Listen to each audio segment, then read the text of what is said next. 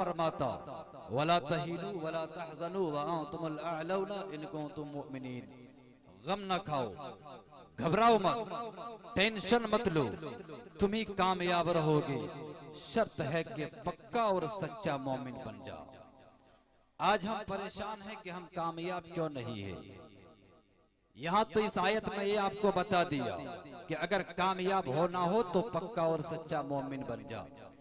लेकिन बोलने वाले ने ये कहा कि यार हम भी तो मुसलमान हैं, फिर हम नाकाम क्यों हैं? हम भी तो मुसलमान हैं, गोश्त खाने वाले मुसलमान हैं, फिर भी हम नाकाम क्यों हैं? मैं कहता हूँ यार, सिर्फ गोश्त खाने वाला मुसलमान बन जाना ये कामयाबी की दलील नहीं है। मुसलमान नहीं बल्कि मोमिन बनकर दिखाओ, और जिस दिन मोमिन बन जाओगे फिर देखो कामयाबी कैसे कदम चूमती है। आज हम परेशान हाल हैं, पूरी दुनिया के मुसलमान परेशान हैं। याद रखो मुसलमानों, जितने मुसलमान आज हैं उतने मुसलमान कल नहीं थे। जितने मस्जिदें आज बनी हुई है उतने मस्जिदें सहाबाए किराम के जमाने में नहीं थी। जितने हुफ़ाज़े किराम आज है उतने हुफ़ाज़े किराम कल नहीं थे। जितने उलमा आज है उतने उलमा कल नहीं थे। जितनी पीरों की टोलियां नगर नगर डगर डगर आज घूम रही है उतनी पीरों की टोलियां कल नहीं घूम रही थी। जितनी खानकाहें आज है उतनी खानकाहें कल नहीं थी।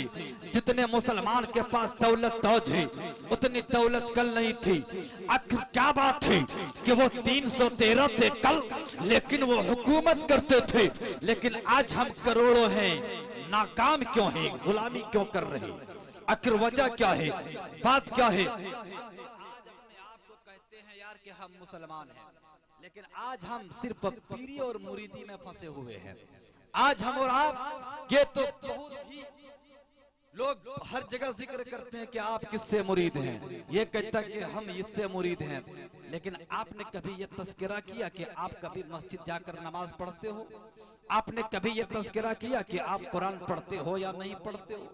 आपने कभी तस्करा किया कि तस्बीह हो तहलील करते हो या नहीं करते हो? काश के मुसलमान अगर नमाज को जरूरी समझ ले, काश के मुसलमान अगर कुरान की तिलावत को जरूरी समझ ले, काश के मुसलमान अगर एक दूसरे का हक अगर जरूरी समझ ले, तो कसम खुदा की आज हम कामयाब हो जाएंगे। लेकिन आज के निशाने पर मुसलमान, आज पूरी दुनिया इसी ताक पे बैठी है कि मुसलमानों के हाथों में भीख मंगों का कटोरा दे दिया जाए। आज पूरी दुनिया इसी ताक में है कि मुसलमानों को लाचार बना दिया जाए। आज पूरी दुनिया इसी ताक पे बैठी है कि मुसलमानों को मजबूर बना दिया जाए, मुसलमानों को मजदूर बना दिया जाए, मुसलमानों को कमजोर बना दिया जाए। आज पूरी दुनिया इसी ताक पे बैठी है कि मुसलमानों के हाथों से दौलत छीन ली जाए। पूरी दुनिया इसी ताक पे बैठी है कि मुसलमानों के हाथों से हुकूमत की कुर्सी छीन लेंगे। याद रखो मुसलमानों, पूरी दुनिया पीछे पड़ी है, पढ़ने दो, लेकिन तुम अपने दिल में नबी की मोहब्बत बसा लो और इस पेशानी को रब की बारगाह में झुका दो। और जिस दिन इस पेशानी को रब की बारगाह में झुकाओगे, जैसे ही ये पेशानी रब के बारगाह में झुकेगी, अल्लाह आपको कामयाब कर देगा। लेकिन कम से कम झुका कर तो देख लो। लेकिन आपको ये पता नहीं ये सजदे का पावर क्या होता है, आपको ये पता नहीं ये पेशानी का पावर और ताकत क्या होती है। बड़ी तेजी में बोलने की कोशिश करता हूँ। कुछ महीने पहले आप लोगों ने ये सोशल मीडिया के जरिए, यूट्यूब के जरिए, फेसबुक के जरिए आपने देखा होगा कि ऑस्ट्रेलिया के एक जंगल में आग लगी थी। ऑस्ट्रेलिया के एक बहुत बड़े जंगल में आग लगी थी।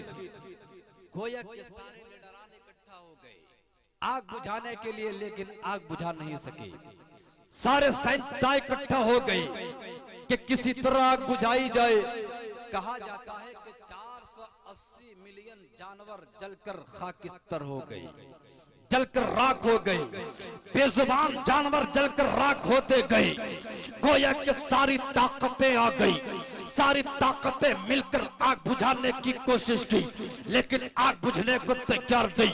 गोया के बड़े बड़े लीडरान आ गए, बड़े बड़े साइंसदान आ गए, बड़े बड़े दानिशवरान आ गए कि किसी तरह आग बुझ जाए, लेकिन किसी के अंदर वो ताकत नहीं कि आग बुझा सके, किसी के अंदर वो पावर नहीं कि आग बुझा पाए। गोया के बड़े बड़े लीडर भी परेशान कि आग किस तरह बुझाया जाए। टेक्नोलॉजी भी फेल हो चुका था, सारे साइंसदान भी थक हार गए थे कि किसी तरह आग बुझाया जाए। वहां के सारे नौजवान भी परेशान कि किस तरह आग बुझाई जाए। अगर आग ना बुझाई जाए तो याद रखो पूरे ऑस्ट्रेलिया को आग जलाकर राख कर देगी। गोया के किसी की ताकत नहीं कि आग बुझाई जाए। बड़ी बड़ी मशीनें इकट्ठा कर लिया गया कि किसी तरह आग बुझाई जाए, लेकिन किसी के अंदर वो ताकत नहीं कि आग बुझा दे। इसलिए कि जितना ही पानी डालता उतने आग भड़कती जाती, आग भड़कती जाती। गोया के बेज़ुबान जानवर रो रो कर रब की बारगाह में दुआई दे रहे, ऐ मौला हमारे बेज़ुबान बच्चों को बचा ले, ऐ मौला हमारे बच्चों को बचा ले। किसी के अंदर वो ताकत नहीं कि आग बुझा पाए। बेज़ुबान जानवर रो रो कर दुआ कर रहे, ऐ मौला किसी रहनुमा को भेज दे, ऐ मौला किसी मुहाफिज को भेज दे, ऐ मौला किसी मसीहा को भेज दे, ऐ मौला कोई मसीहा भेज दे ताकि हमारे बच्चों की जान बचा ले। लेकिन किसी की ताकत नहीं कि आग बुझा पाए। जब मुसलमानों की नजर ने देखा कि आग बुझने को तैयार नहीं, तो कुछ मुसलमान नहाकर गुस्ल करके वजू करके अपने माथे पर टोपी पहनकर मुसल्ला लेकर एक मैदान में चले जाते, मैदान में मुसल्ला बिछा देते। इस्तिस्क़ा की नमाज 2 रकात नमाज अदा करने के लिए रोड पे आ जाते, मुसल्ला बिछ जाता है, अल्लाह अकबर की सदाएं बुलंद होता है। गोया के किस जगह पर मुसल्ला बिछा है, जिस जगह पर आज तक मुसल्ला बिछाने पे पाबंदी लगी थी, किस जगह पे सजदा करने चला है, जिस जगह पर आज तक सजदा करने से मना किया जा रहा था, किस जगह पर नमाज अदा करने चला है मुसलमान, जिस जगह पे नमाज अदा करने पे पाबंदी लगी थी। गोया के वो मुसलमान मुसल्ला बिछा देते और अल्लाह अकबर की सदाएं बुलंद करते, नियत बांध लेते, अल्लाह अकबर की सदाएं बुलंद करके रुकू करते, सुभान रब्बियल अज़ीम, सजदा करते सुभान रब्बियल आला। जब नमाज खत्म हो जाती है अपने झोली को रब की बारगाह में फैला देते और रब की बारगाह में फरियाद करने लगते, ऐ मौला तू तो देख रहा है, ऐ मौला बेज़ुबान जानवर जलकर खाक की तरह हो रहे, ऐ मौला आज हम दौलत मांगने नहीं आया, ऐ मौला आज हम जमीन मांगने नहीं आया, ऐ मौला आज हम सरवत मांगने नहीं आया, ऐ मौला आज हम औलाद मांगने नहीं आया, ऐ मौला बेज़ुबान जानवर जलकर खाक की तरह हो रहे, ऐ मौला हम गुनाहगार जरूर है, ऐ मौला हम बदकार जरूर है, ऐ मौला हम सियाहकार जरूर है, ऐ मौला मेरी दुआ कबूल फरमा ले, ऐ मौला अपने महबूब के महबूबियत का सदका दे दे, मौला हजरत सिद्दीक की सदाकत का सदका दे दे, मौला उमर की अदालत का सदका दे दे, मौला अली की शुजाअत का सदका दे दे, मौला इमाम पाक की शहादत का सदका दे दे। गोया के इधर दुआ करनी थी, इधर बादल गरजने लगा, बिजली कड़कने लगी। गोया के जब आसमान से पानी का कतरा टपकना शुरू हो गया तो जिस आग को पूरे ऑस्ट्रेलिया का पानी ना बुझा पाया, आसमान से चंद कतरा टपका है कि पूरी आग बुझ गई है, पूरी आग बुझ गई है। दुनिया वाले देखकर हंस रहे थे। जब मुसलमान मुसल्ला लेकर जब मैदान की तरफ बढ़ा था तो दुनिया देखकर हंस रही थी कि यार जिस आग को टेक्नोलॉजी ना बुझा पाए, जिस आग को बड़े बड़े लीडरान ना बुझा पाए, जिस आग को साइंसदान ना बुझा पाए, जिस आग को दानिशवरान ना बुझा पाए, जिस आग को बड़ी बड़ी मशीनें ना बुझा पाए, ये चंद मुसलमान कैसे बुझाएगा। गोया के हंस रहा था, लेकिन जब दुआ करते जब बादल गरजने लगता तो जैसे कि बादल गरज रहा था, दुनिया कभी मुसलमानों का चेहरा देखती तो कभी गरजते हुए बादल को देखती, कभी दुनिया मुसलमानों के उठे हुए हाथों को देखती तो कभी कड़कती हुई बिजली को देखती। गोया के रब ने ये कह दिया, ए मेरे बंदे घबरा मत, इसी का तो इंतजार था, इसलिए कि दुनिया वालों को सजदे का पावर दिखाना था कि सजदे का पावर क्या होता है। ए मेरे मुसलमान भाइयों, जब जब कोई मुसीबत आए तो इस पेशानी को जब रब की बारगाह में झुकाओगे तो जैसे ही ये पेशानी रब की बारगाह में झुकेगी अल्लाह मुसीबतों से बचा लेगा। कम से कम सजदा कर तो दे। लेकिन हम तो पीरी मुरीदी में फंसे हैं, सजदा कहां से करेंगे। लेकिन आपको पता है कि जब आप किसी पीर के हाथ में मुरीद होने के लिए जब हाथ देते हैं तो वो क्या कहते हैं? क्या वो कहते हैं कि नमाज मत पढ़ो? नहीं, बल्कि वो पहले तौबा करवाते हैं और कहते हैं बोलो कि नमाज पढ़ेंगे, बोलो शराब नहीं पिएंगे, बोलो हम झूठ नहीं बोलेंगे, बोलो बड़ों की इज्जत करेंगे, सब कुछ कहते हैं। लेकिन कौन मानता है? कुछ लोग कहते हैं कि मुरीद बन जाओ जन्नत पा जाओ, कोई लोग कहता है कि पीर को पकड़ लो जन्नत पा जाओ। लेकिन किस किताब में लिखा है कि जो नमाज ना पढ़े वो जन्नत में चला जाए? अरे मेरे नबी तो खुद फरमाते हैं कि जो नमाज नहीं पढ़ेगा मैं उसकी सिफारिश नहीं करूंगा। आज कुछ लोग बयान ये भी करते हैं कि गौसे आज़म फरमाते हैं कि अब्दुल कादिर उस वक्त तक जन्नत में नहीं जाएगा जब तक अपने मुरीदों और अपने गुलामों को जन्नत में दाखिल न करे। लेकिन कुछ लोग ये तो कह देते लेकिन नमाजों को कट कर देता है। गौसे आज़म रज़ी अल्लाह ताला अन्हु फरमाते हैं जो नमाजी हो, जो शरीयत का पाबंद हो और अगर नेकियों में कमी आ जाए तो अब्दुल कादिर उसे जन्नत में लेकर जाएगा। लेकिन कम से कम मुसलमानों इस पेशानी को सजदे में तो झुका लो। आज हम कुरान पढ़ सकते हैं पर पढ़ते नहीं है। आज हम बड़े आसानी से नमाज पढ़ सकते हैं पर पढ़ते नहीं है। चेहरे पे दाढ़ियां रख सकते हैं लेकिन रखते नहीं है। लेकिन एक ऐसा भी वक्त आने वाला है जो आप नमाज पढ़ना भी चाहोगे लेकिन नहीं पढ़ पाओगे, आप सजदा करना भी चाहोगे लेकिन नहीं कर पाओगे, चेहरे पे दाढ़ियां रखना भी चाहोगे लेकिन नहीं रख पाओगे। और ऐसा हो भी चुका है। इतिहास उठाकर देख लो रशा का, इतिहास उठाकर देख लो अंदलुस का। कौन अंदलुस? जिस अंदलुस में 700 साल तक मुसलमानों ने हुकूमत की थी। कितना? 700 साल तक। मैं भी छोटा हूं, पतला दुबला, अभी कम है, कोई दिक्कत नहीं। मैं जमात को नहीं देखता हूं, मैं हक बात बताने की कोशिश करता हूं। और मैं ऐसा नहीं कि सिर्फ मैं वाहवाही लूट लूं, नहीं। अल्लाह तबारक व तआला मुझे ज्यादा इल्म नहीं दिया है, लेकिन जहां तो हो सके मैं आप तक पहुंचाने की कोशिश करूंगा। 700 साल तक अगर आदमी 5 साल तक हुकूमत कर ले तो वो समझता कि हिंदुस्तान में रही है। होता कि नहीं होता? लेकिन 700 साल तक जिस अंदलुस में मुसलमानों की हुकूमत रही, आज एक भी ऐसी मस्जिद नजर नहीं आती है जिस मस्जिद से अल्लाह अकबर की सदाएं बुलंद हो। आखिर मुसलमान क्यों खत्म हो गए? इस्लाम क्यों वहां से खत्म कर दिया गया? कुरान पढ़ने वालों को तबाह बर्बाद क्यों कर दिया? वजह यही है कि हमने कुरान पढ़ना छोड़ दिया था, हमने नमाज अदा करना छोड़ दिया था, हमने शरीयत को छोड़ दिया था, हमने सुन्नत मुस्तफा पर चलना छोड़ दिया था। आज यही वजह है, हमने शराब को आम कर दिया, हमने ज़ना को आम कर दिया था। इसीलिए इसमें एक भी मस्जिद नहीं है जिसमें अल्लाह अकबर की सदाएं बुलंद।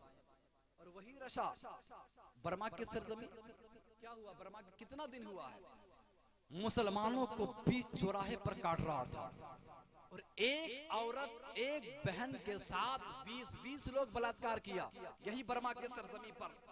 गोया बाप के सामने एक बेटी की इज्जत लूटी जा रही थी, एक माँ के सामने बेटे का गला काटा जा रहा था, एक बाप के सामने बेटे के बाजू काटा जा रहा था, एक माँ के सामने जवान बेटे की लाश तड़प रही थी, लेकिन बाप के अंदर इतनी ताकत नहीं कि बेटी की इज्जत बचा ले, भाई के अंदर वो ताकत नहीं थी कि बहन की इज्जत बचा ले, माँ के अंदर वो ताकत नहीं थी कि लुटी हुई इज्जत को अपने बेटी का बचा ले।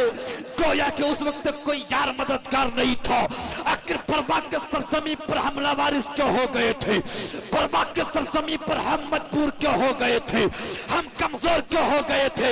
इसलिए कमजोर हो गए थे, हमारे पास पैर मौजूद था, हमारे पास हाथ मौजूद था, हमारे पास आंखें भी थी, लेकिन हम कमजोर क्यों पड़ गए थे? कमजोर इसलिए पड़ गए थे कि हमारे अंदर ईमानी ताकत नहीं थी, हमारे अंदर ईमानी जज्बा नहीं था। हमें जिस्म तो था, हमारे अंदर ताकत तो थी, लेकिन हमारे अंदर कुरान की मोहब्बत नहीं थी, हमारे अंदर नबी की मोहब्बत नहीं थी, हमारे अंदर शरीयत की मोहब्बत नहीं थी। कसम खुदा की, उसी बर्मा में अगर एक भी नौजवान अगर दीवाना मुस्तफा निकल जाते, अगर इसके मुस्तफा निकल जाते, तो एक ही मुसलमान, एक ही आशिके रसूल हजारों पर भारी पड़ जाते, एक ही हजारों पर भारी पड़ जाते। लेकिन हम कमजोर क्यों पड़ गए? हम तो अपने आप को मुसलमान कहते हैं, लेकिन असल में हम मुसलमान नहीं है। कसम खुदा की, मुसलमानों मुसलमान बनकर तो देख लो, हमारा इस्लाम पर क्या एहसान है? कुछ नहीं है। ये मजहब इस्लाम की मेहरबानी है जो अपने दामने करम में हम जैसों को पनाह दे दिया, वरना कोई एहसान नहीं है। हजरत सिद्दीक ने सदाकत का तेवर लेकर, जब सिद्क का ताज लेकर चला, जब कैरेक्टर मुस्तफा लेकर चला, जब किरदार मुस्तफा लेकर चलो, इखलाक मुस्तफा लेकर चलो, सुन्नत मुस्तफा लेकर चलो, और जब सदाकत का तेवर हजरत सिद्दीक लेकर चले तो वो कामयाब हो गए।